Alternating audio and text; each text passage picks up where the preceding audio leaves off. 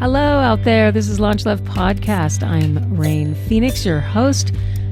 Today, our very special guest is Jim White, launching Ane Diaz. He produced her record, Despechada, out now everywhere. Don't forget, rate and subscribe. Follow us on all socials at LaunchLeft. Hi, Jim White. Welcome to LaunchLeft. Hey, nice to meet you. I know. This is really, I guess, our first time meeting. Well, yeah, I've heard a lot about you from Ane. I know. How you? And I know people down in Gainesville, and I guess you lived in Gainesville for a while. So I've heard people mention your name a lot. And you live in, where are you?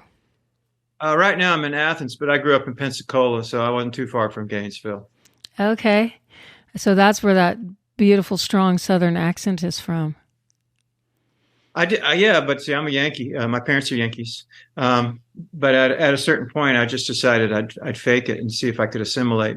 For the first 5 years, I came to the South when I was 5. From 5 to 10, I was that nice Yankee boy. And you get tired of being that nice Yankee boy.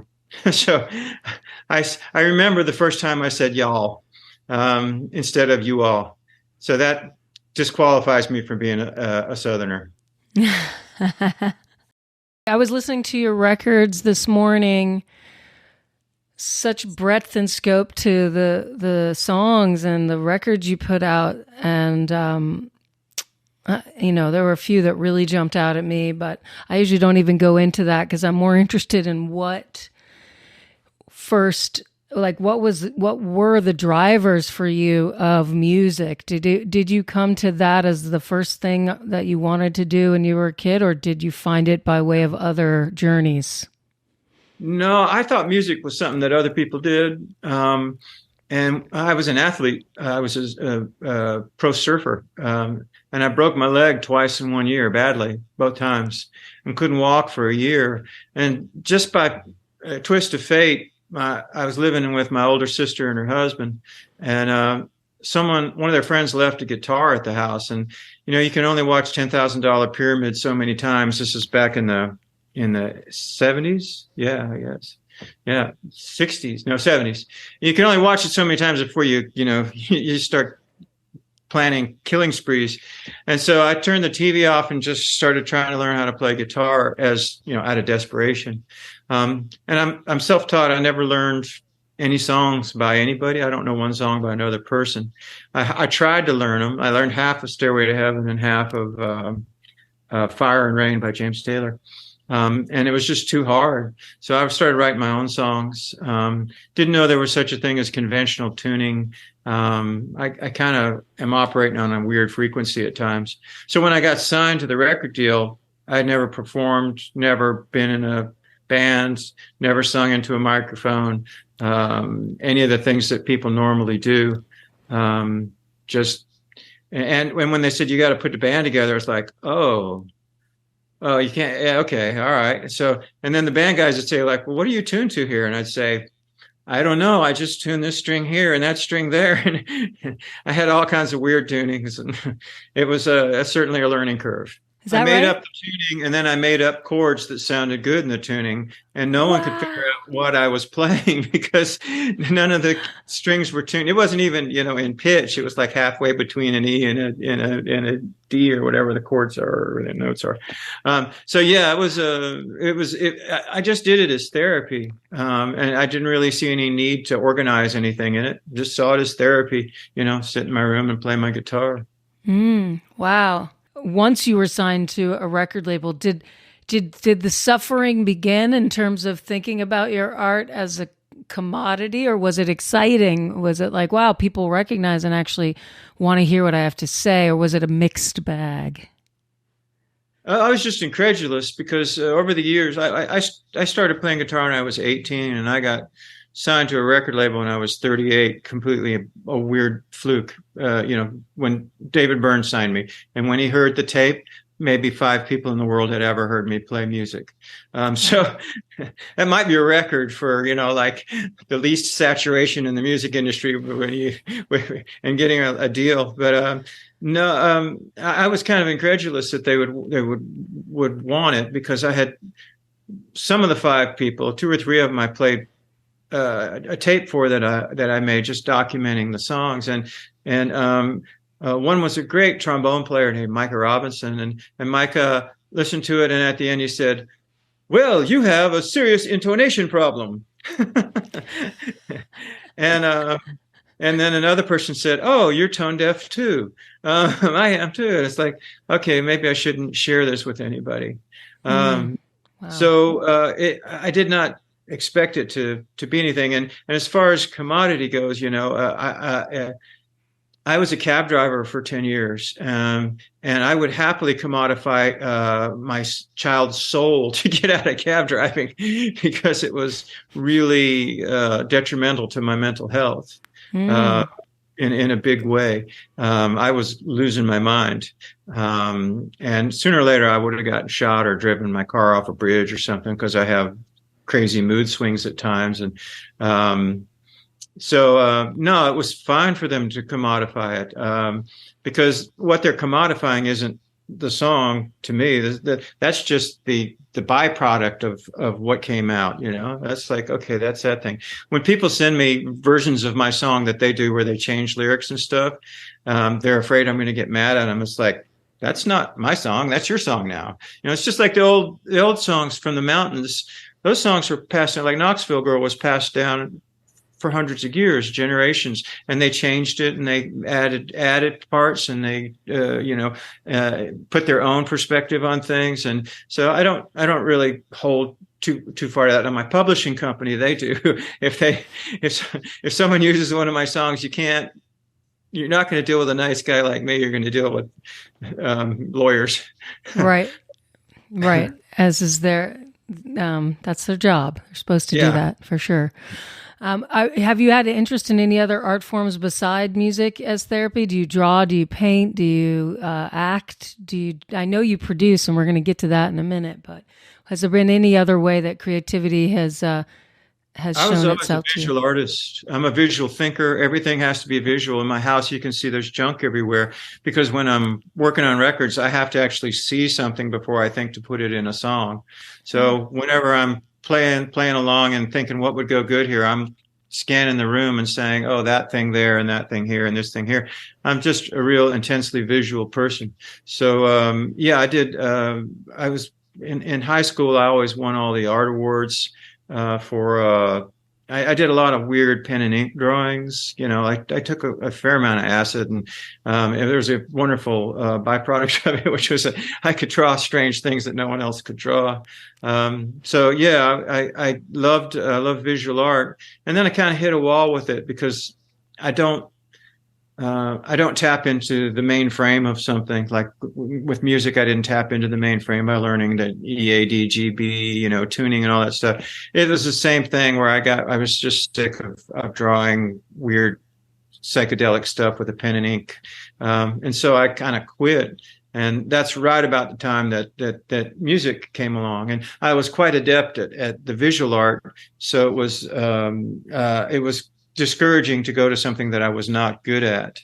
But that's a healthy cycle. Once you get good at something, quit it and go to something else. And pretty soon, if you're a mosaicist like me, like I mosaic my world together, having all of these little elements, like skills, like visual arts and music and, poetry and literature and all those things.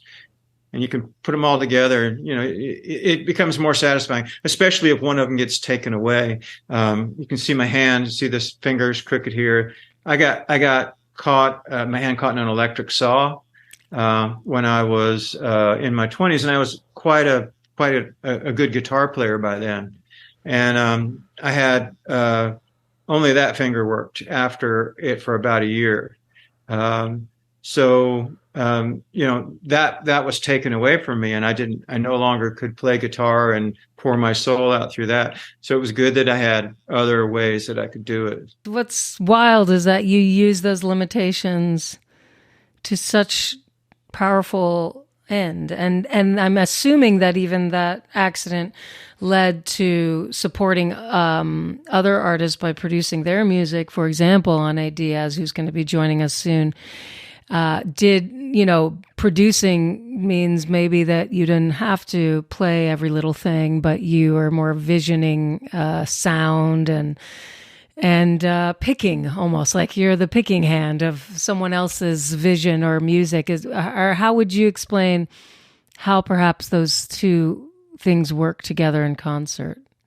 Well, my records have a real specific sound to them. And when people contact me, like when Ane contacted me, she liked the sound of my records. And so she wanted a record that sounded as complex and layered and cinematic as what my records sound like. So I know how to do that. And when I started, I was really lucky. My first record, Luaka Bob signed me, David Byrne and Yael Evelev, the Luaka Bob guys, and they signed me, and they kept trying to get these famous producers to do the album for basically nothing, like Mitchell Froom and the Dust Brothers and all of these different really, top flight producers. And they just kept getting turned down because my demo was so bad. Sound only came out of one speaker on my demo because I didn't know how to make sound come out of two speakers. I had a busted Fostex 4-track, if you remember those. Oh, yeah, I have one. I had a friend in the film business, and he said, "Oh, I know this guy who writes soundtracks. Maybe he would help you." And his name is Paul Rabjohns, and he produced my first record. And he writes scores for films and soundtracks, and he's incredibly versatile as a musician. And so I learned from him when we were making Wrong Eye Jesus, and not always in the most comfortable way, because he was an overcommitter. He would tell 5 different people that he was going to be in 5 different places at the same time. So I'd walk into the studio in the morning, he'd turn on the Pro Tools, the early Pro Tools, and he'd say, "Oh," he's English, "I just have to pop downstairs a moment. I'll be right back." And 7 hours would pass. And so in those 7 hours, he was there for all the core recording, like the drums and the bass and the guitar. But after that, he was gone, and I had a studio. And so I just started figuring out how to do everything myself. So it was really educational. And when he was there, he was just as brilliant a musician as you'd ever want to meet. So I was really lucky, and I would not have had success without him. Among other things, we booked a studio for 3 weeks, and 3 weeks later, the record wasn't ready. And he said, "Well, we'll just keep going. Don't worry, you don't have to pay me anymore." And so I worked another 3 weeks in his studio. Obviously, you were meant to do music because you had kind of guides that along the way provided space, time, the label, whatever it was, it kind of got you going. It wasn't just going to be in your closet and alone about it. That's great. Well, it's certainly fated, as the Muslims say. Allah wills it, right? If I had tried to be a professional musician, I would have given up, because you play in bands and you haul your equipment around, you go to bars, and you ride in the van with people with stinky feet that put them up next to you in the seat. I'm not cut out for that. So I went straight from 5 people have heard my music in the world to opening for David Byrne, Wow. and touring the world with a band. So yeah, that's that middle zone right there. I would have never made it through, like playing at the Holiday Inn, and then playing a small festival with your 2 buddies, and then getting some traction on regional radio, and then building a fan base and all the things that you have to do. I didn't do any of those. I just kept flying out of nowhere. And so clearly, there's some reason for me being here. There's some organizing principle that's pulled me in this direction. Absolutely. I think your music speaks to that. And so for those of you out there listening and watching, go down the Jim White rabbit hole. It is worth your morning, afternoon, week to check out his catalog. It's really important and powerful stuff. And what a story, what a LaunchLeft like story, David Byrne discovering you and taking you on tour as the opening act. Talk about tipping your hat to someone that no one knows and feels needs to know of you. And he did that, and it is why you're here now. Yeah, I wasn't good at performing. He just decided he was going to help me. So, sometimes I hear like it's fun to take shots at famous people, and I hear people taking shots at him, and it infuriates me because he is a really good person. Yeah, you can see that, and a musical genius, and I don't use that lightly. So that's such a cool story. I didn't know that somehow. Yeah. In regard to producing Ane Diaz's record, I know you had some help, Paul Fonfara, and I'm going to bring Ane in so you all can kind of talk about that with me together, if that's okay with you. Yeah, sure. All right, we're going to welcome Ane to the show. Welcome, Ane Diaz, to LaunchLeft. Hi, so happy to be here with my friend Jim White. Can't believe it. Yeah. I miss you, man. Did you tell Rain about the first time we met? I was playing in Athens right when I first started being a musician, and my first record was out, and I got a show in Athens, and I didn't know anything about it.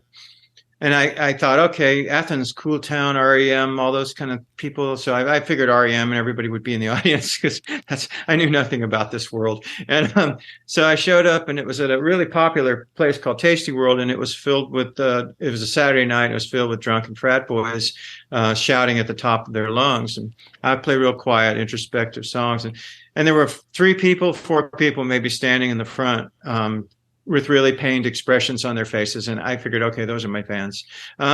So I couldn't really hear myself sing because the roar of the place was so like a Saturday night bar loud, and so I sang about 6 songs, and then I gave up. And afterwards, this very nice, beautiful lady came up and apologized and handed me this beautiful scarf to give to my daughter Willow, who was about 4 years old then. And it was such a touching gesture after a kind of a demoralizing night that I always remembered it. So flash ahead 20 years, and Ane contacts me and says, would you produce my record? And by the way, I used to live in Athens. And I looked at her like, are you the person who gave me the scarf 20 years ago? And she was. We had that scarf. Both my kids grew up wearing that dress-up scarf for, putting it on dolls and all that. And it's around here somewhere. I want to find it and put it on eBay and sell it for a lot of money. Crowdfund my next luxury vehicle. Yes, that's a great story. I hadn't heard that, so thank you for sharing. I don't. Yeah, that was a very much like I feel so sorry for everybody else that they're missing the greatness of Jim White. I'm like so angry, like looking back, like what you shot.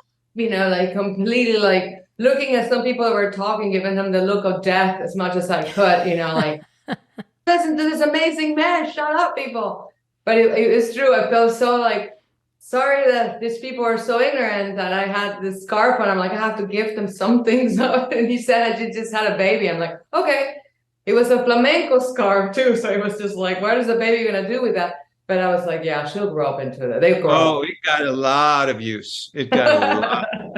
It was the centerpiece in many spy outfits. I love it. That was the purpose. I'm so happy to hear that. I love that story. And if you see the talent on Jim White's daughters, they're both amazing. So I think I'm loving that they got to play with that. So I just sell it now that the girls are all so popular. Yeah. Right.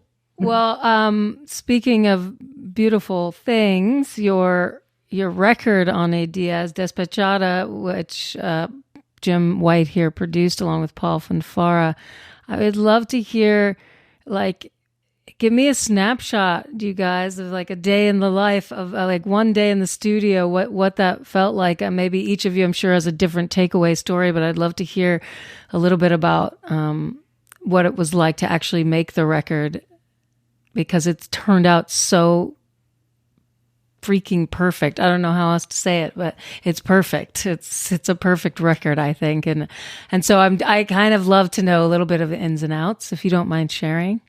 Sure. Ane, you want to go first? Well, I gotta say, the one thing I'm gonna say about is that the magic of this album is thanks to Jim White and Paul Fonfara for sure. I had like this idea of it had to be someone who understood magic. And from the first seconds I ever heard Jim White's music, I knew it was magic. I knew that he was transporting me to something that like I haven't heard before, like a room, an environment. Each song was just this space. It was so cinematic, so full of imagery, in the music and his words and his voice and everything. But the use of magic, that's as I call it, is when I was like, Jim White is the only person I really like to do this album. And so I got the chance at one point to like, I asked my friend Bill Bryson, I was like, hey, Jim White is in town. And you think that I can ask him about, doing this album? And I found him a couple of times and I got so nervous I pretty much hid wherever he was. I was so nervous because there he was in the room. I do that when I really like admire people. I avoid them. But eventually I asked Bill, I was like, hey, invite him to a show because you think he might want to do this? And then we went to a book opening. A friend of ours just, released a book release. And he came over and I asked him right then, and they're like, "Would you be interested in doing folk music, Venezuelan folk music?" And he immediately said yes, which I was like, wow, awesome. That was easy. But then later on, what was your response later, Jim? Well, when you said folk music, I thought like C, D, G chord. And you warned me a couple of weeks in, you said, do you want to hear this music to get ready for this? And I was like, it's folk music. And then when you finally sent me the songs, I can pick up a guitar and if any song's playing, I can play along somehow or other. With those songs you sent me, I had not a fucking clue what was going on. Not from the first note, why the chords were changing, what the chords were. I had not the slightest idea. And I realized that the way that I make records is I play along. Behind me, there's a marimba and pianos and drums and all this kind of stuff. And I didn't know what I would be able to do to help this record come to life.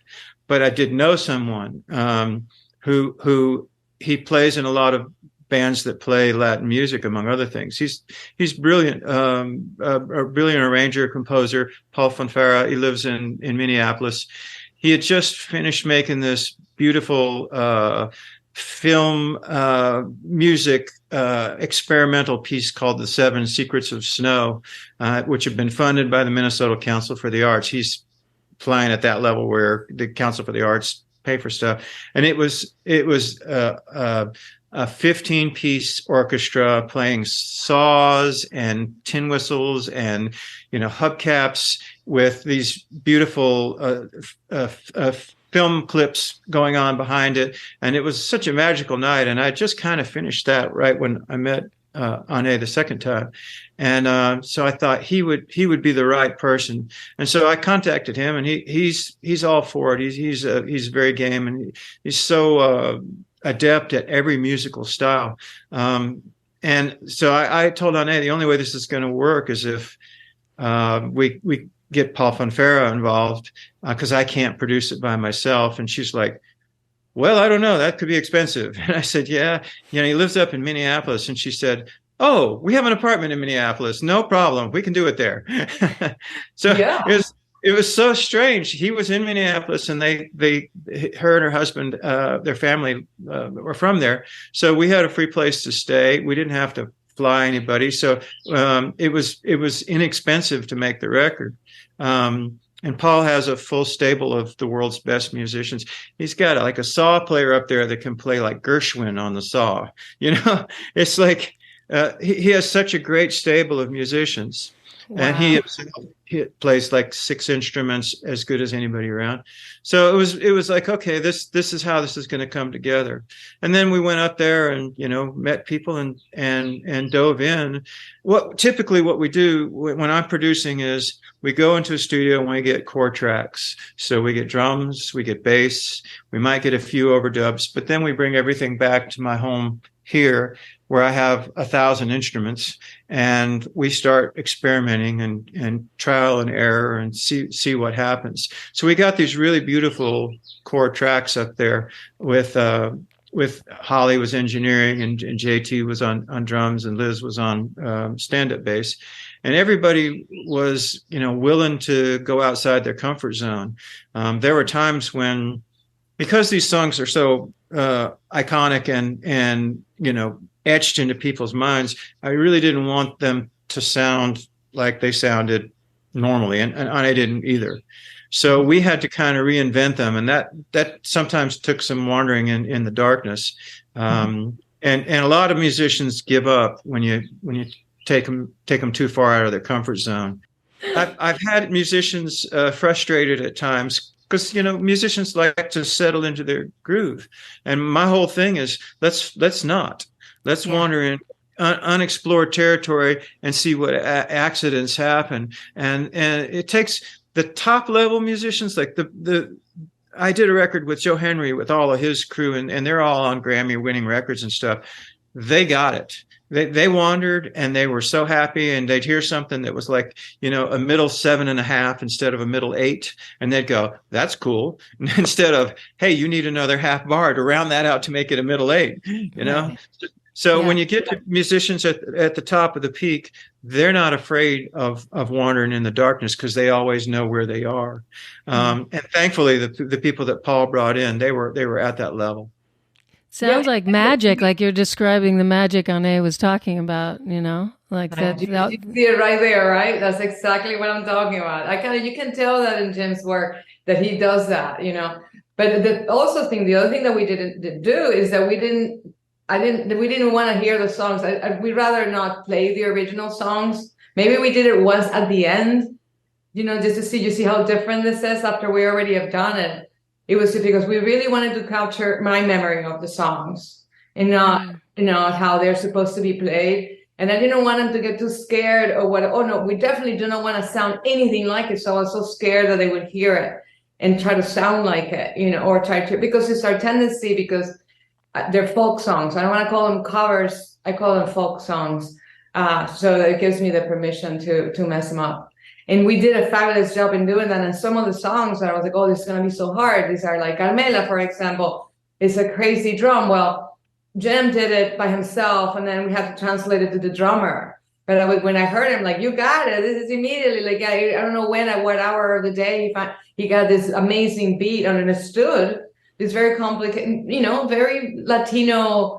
And it was supposed to, the original has actually skin drums, like, real, African drums, hand drums. And then all of a sudden here comes the song. I'm like, it's done. We got it. We got the bone. When we had the bone, we can go for the rest. But a lot of the bone was created with Jim's rhythmic genius and his knowing how to hear sounds, when to break them too, because I'm so no, we gotta keep going. It's like, no, we're gonna break here, we're gonna do this, and then we're gonna go a little longer than you think it's gonna go, and then we're gonna come back. And that was a lot of the stuff that Jim helped me, like, hey, come on, hang in there with me, and it's gonna be okay.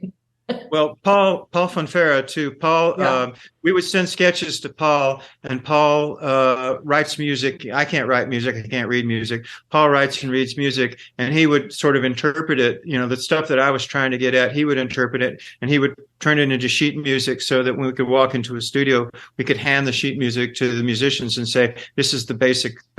These are the notes that are being played, at least." Mm-hmm. So Paul was really, really instrumental in helping us. We had probably 3 months of just sketching out roughs for the songs, because we didn't want to just recreate them. In fact, Paul knew some of the songs. Paul plays them in some of his bands. And so when we were sketching, we were trying to honor the spirit of the song, but take it in a different direction. Yeah, and my question off that, and something Ane you mentioned too about these are Latin songs, like you chose to work with non-traditional musicians and producers, which I find really interesting and courageous, certainly in maybe the Latin music world, because you're reimagining Venezuelan folk songs. But with people who aren't Latino. So it was like, for you, that took some courage. And also for you, Jim, as a producer, some courage to have that responsibility with Ane to reimagine these songs, you know, understanding that these aren't traditional even slightly, but on top of it, you're not Latino doing the reinterpretation. Was that difficult for both of you, or was it just a no-brainer and didn't even think about it? Like, why put labels? You know, I want to know how that felt at the time. I had to say that you know, I almost wanted this project to be exactly how it's turned out. This music already, us Latinos know a lot of these songs and we understand them and they're part. But part of this project is to, you know, share this music with amazing musicians like Jim White and Paul Fonfara and Liz and JT. I mean, these people that are really, and they've never. And one of the things that I got back, and not even also with our group that we just played in LA, they're grateful of like, well, I'm so glad to have experienced this because it had a different. Like Jim is saying, it wasn't like what you were expecting to be the same chords or the same progressions. So it kind of sent everybody for a little like, And when you send people like these geniuses to do that, it makes me feel really good. And also now they know Venezuelan music. It's not, you know, it's not the same. It's like all Latin music is the same. I know some people can tell that, of course, Brazilian music, Bolivian music, you know, salsa and all that. And all of a sudden there's these Venezuelan songs that we know them, but, you know, I wanted to show that we are a country with our own music that it sounds very different than other songs as well, you know, than other countries. So I feel it was a great introduction to my favorite people. And I think I made good friends from this, you know, this odd songs. For most people, they seem odd and here, you know. So I think we made friends. Don't you think we made some friends over there, Jim? Some people, I mean, Paul loved them. He was like, these are weird, but I like them, you know? Yeah. And in terms of like cultural propriety, I don't think about that too much. I think music is tapping into fundamental wavelengths, intervals, sequences. And I think that is available to everyone. Yes. But if you try to, you know, if you do the Ima Sumac thing where you pretend you're an Incan princess to sell more records, then that's in the 60s. She was this singer with a 5-octave range, and she was discovered by explorers who found this woman who sang to the birds, Yma Sumak. Is how you spell her name, Ima Sumac. And she was an Incan princess, and she released this record that is just phenomenally exotic and beautiful. Yeah. And pretty soon someone started snooping around, and it turns out that she's actually a Jewish woman from Long Island named Amy Camus, Ima Sumac. It's reversed. Oh, I didn't know that part. That's interesting. Yeah, and she was the Milli Vanilli of the 60s, you know, because she wasn't what she said she was. And It's a crying shame. She kind of got blacklisted, but the music is phenomenal. Yeah. So who cares whether it's this or that or that or this, or, you know, same thing when Gillian Welch came out, you know, like Gillian Welch came out and everybody loved her. And then they found out that she was not from the holler. She was from LA. And all of a sudden there was this kind of like pushback, like, oh, we've been tricked and we hate you, artist. And it's like, Gillian Welch just loved that music and she sang what felt good to sing. That was balm to her soul. There ain't no problem with that. Now, if she says, yeah, I was raised in the holler with the pigs and the revenuers and the still, then that's a problem because she's presenting herself as a false personality, but she never did that. You know, she was always honest about where she came from. Ima Sumac wasn't honest, you know. There was, and I'm sure there was probably some, you know, sketchy Broadway promoter who said, oh, this lady's perfect and conned her into doing the deception. But as long as you're doing it with love in your heart and honoring the sounds that are coming before you, you know, we shouldn't be proprietary about cultural sounds. We should say, good, put them all together, because that's really where we're going. you take all the beautiful sounds from, like the Balkan music, and all of a sudden the Balkans are blending with the klezmer people, and the klezmer are blending with the bluegrass people. And music is so crazily beautiful right now if you listen, because all of those, it's a mosaic of sounds that represent the whole world that's starting to come together, which is, I guess, why they call it world music now. Yeah.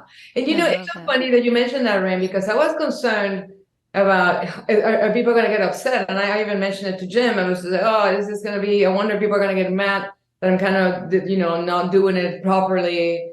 And that's why we have been very clear from the beginning that they know this is a memory of someone that has not lived in Venezuela, that has not gone through the dictatorship for the last 30 years. I lived in a Venezuela that's gorgeous, that was democratic, that was full of music and art, and it was just absolutely paradise.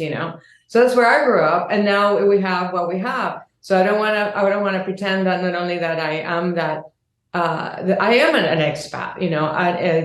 I wish I could go back to my country. I can't. And I can't, not just because I can't. It's just because I'll probably get eaten alive, because I've been in the United States for so long, and the situation is so dark, and you need to know so much about how do you do this, how do you do that, where do you get the money, to what guy do you give the money to do this, where do you get the gas, where do you get the food. You gotta learn every corner, like in Cuba, you gotta know, you gotta learn all the black spots of where you find things, and that's what I mean. I've eaten alive. I'm sure everybody's very nice, and everybody is also fabulous. But I'm just saying, in general, as a naive person that still remembers it how it was, I'm no longer a part of that. I couldn't possibly assume that I understand it. I know the suffering from my family and from what we know of in the news, but it's not something that I'm living with every day. So I wanted to be very clear that I'm doing this from a memory of what it was for me, Venezuela, and then it shows. And this is another thing I said to Jim: is not a happy album. I don't want it to be.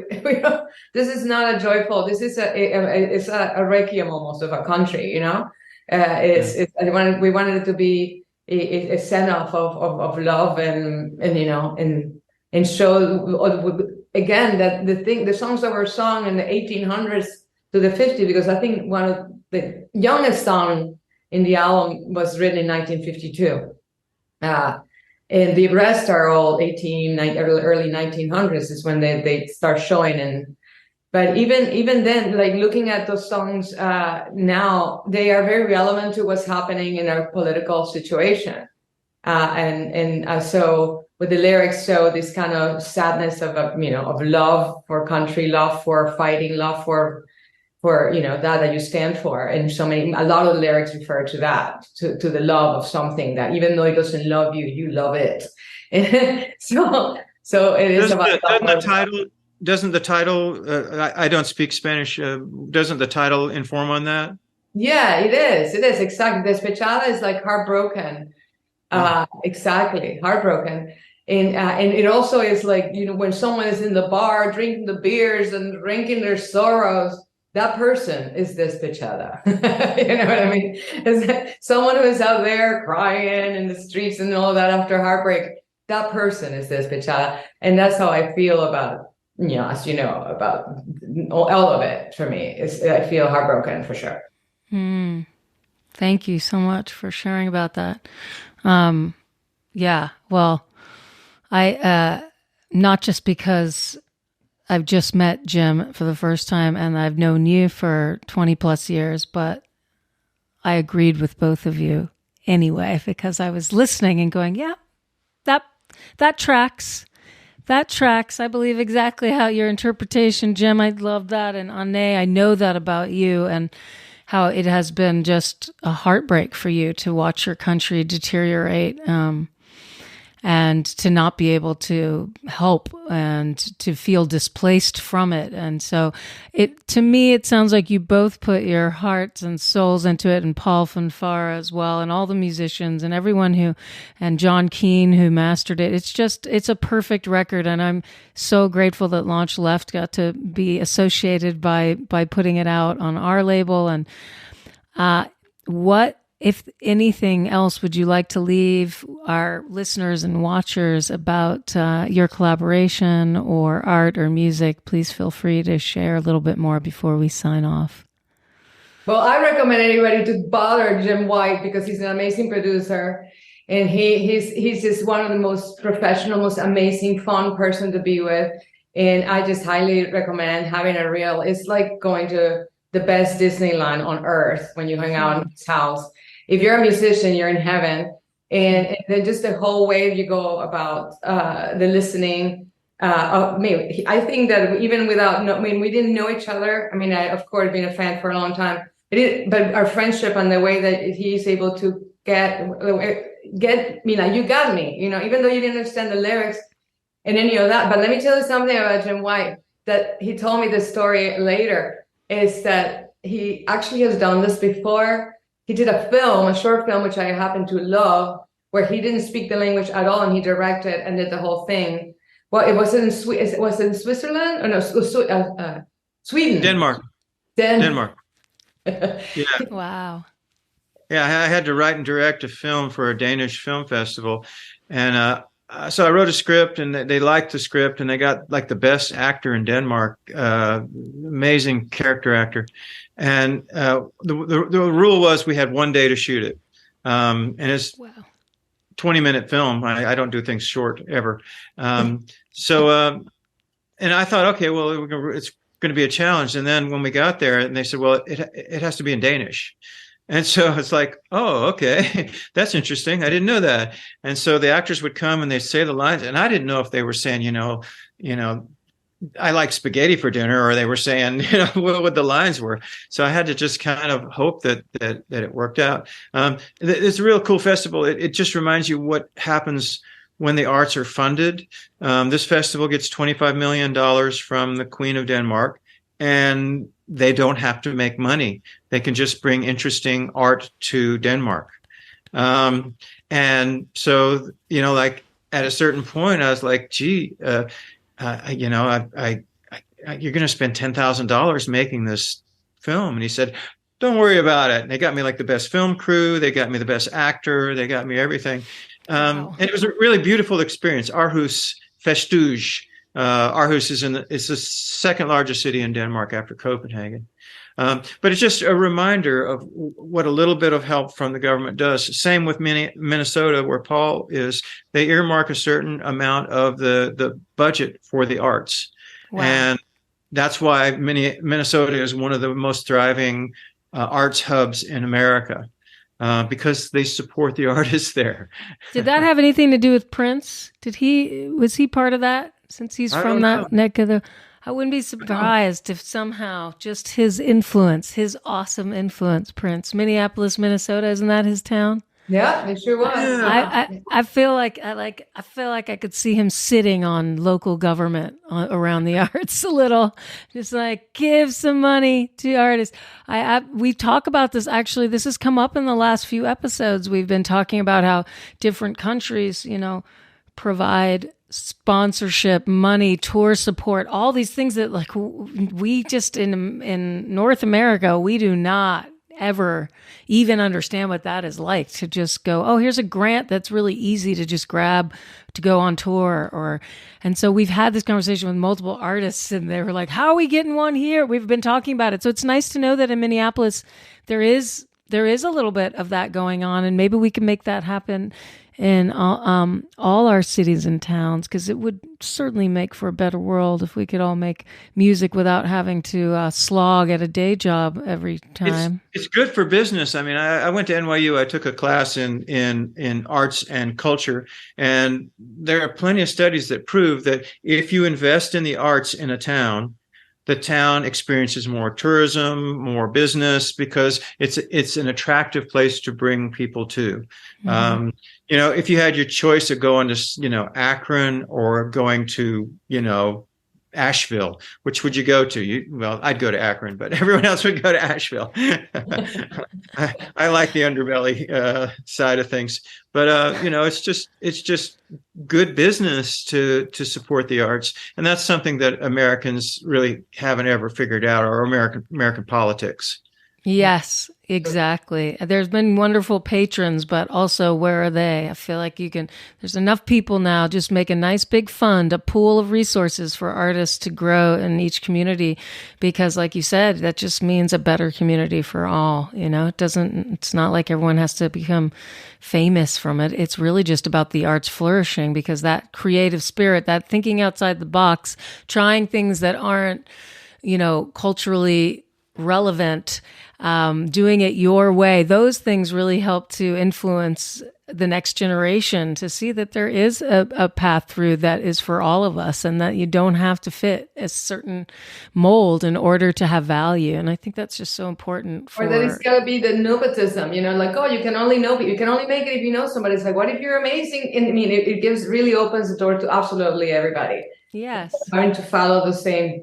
Everybody is welcome, and then imagine the stuff we would be listening to if we had something like that, with all the talent that is happening out there every day with these kids and they're old people that are doing good stuff.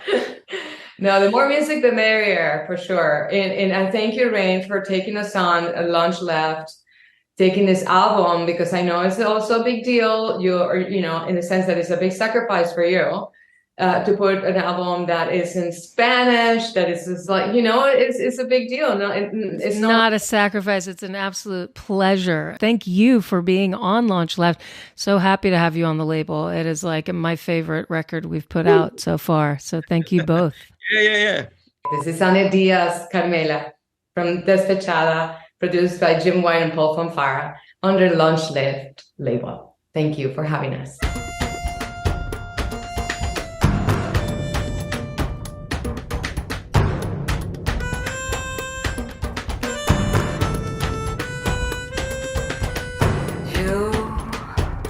Yo me enamoré de noche, Carmela.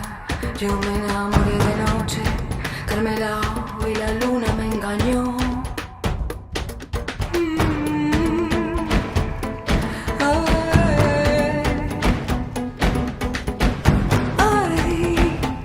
La luna no engaña a nadie, Carmela. La luna no engaña a nadie. Carmela, aquí la engañada fui yo.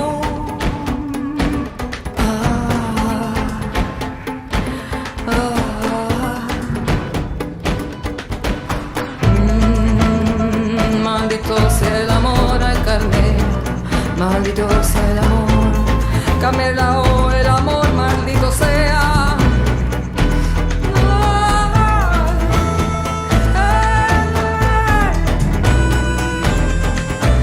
Ay, el amor tiene la culpa, ya Carmela, el amor tiene la culpa, Carmela, oh que yo un trabajo me vea.